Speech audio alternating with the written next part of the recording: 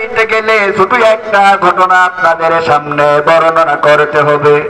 বুখারী শরীফের মধ্যে এসেছে, মায়ার নবী দয়ার নবী সাল্লাল্লাহু আলাইহি ওয়াসাল্লাম সাহাবীদেরকে ডাক দিয়া কয়, আমার সাহাবীরা, বনি ইসরাইল জমানায় একজন মহিলা ছিল। এই মহিলাটা ছিল অনেক খারাপ মানুষ।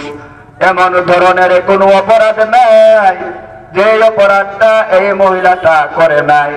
এই মহিলাটা অপকর্ম করত, খারাপ কাজ যত ছিল সব কিছু করত।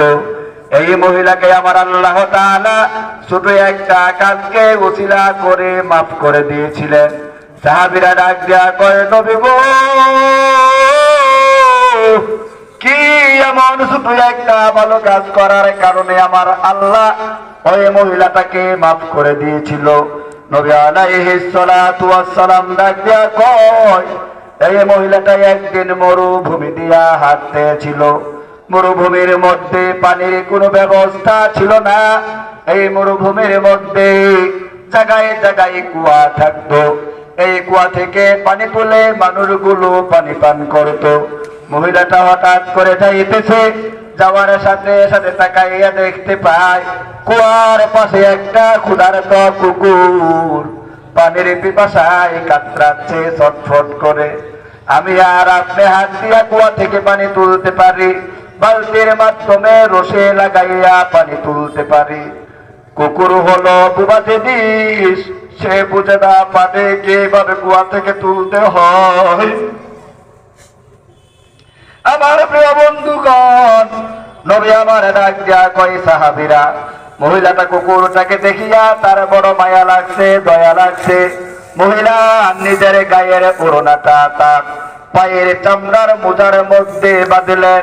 মোজার মধ্যে বাঁধিয়া কুয়া থেকে পানি তুলিয়া এই মহিলাটা কুকুরটাকে পানি পান করাইলেন। আমার আল্লাহর কাছে মহিলার কাজটা অনেক পছন্দ হয়েছে।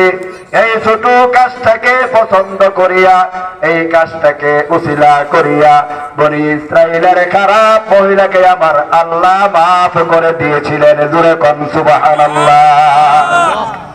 যে আল্লাহ তাআলা এই মহিলাটাকে মাফ করে দিয়েছিলেন, সে আল্লাহ তাআলা এখন আছে না নাই? জোরে কোন আছে না নাই? সে আল্লাহ তাআলা এখন আছে। এমন ছোট ছোট কাজ আমার মধ্যে আপনার মধ্যে এখনো বিদ্যমান। আমরা ছোট মনে করে নেকের কাজগুলো ছেড়ে দিব না, আর ছোট মনে করে গুনার কাজগুলো আমরা করব না। চিৎকার দিয়া কোন ঠিক কিনা?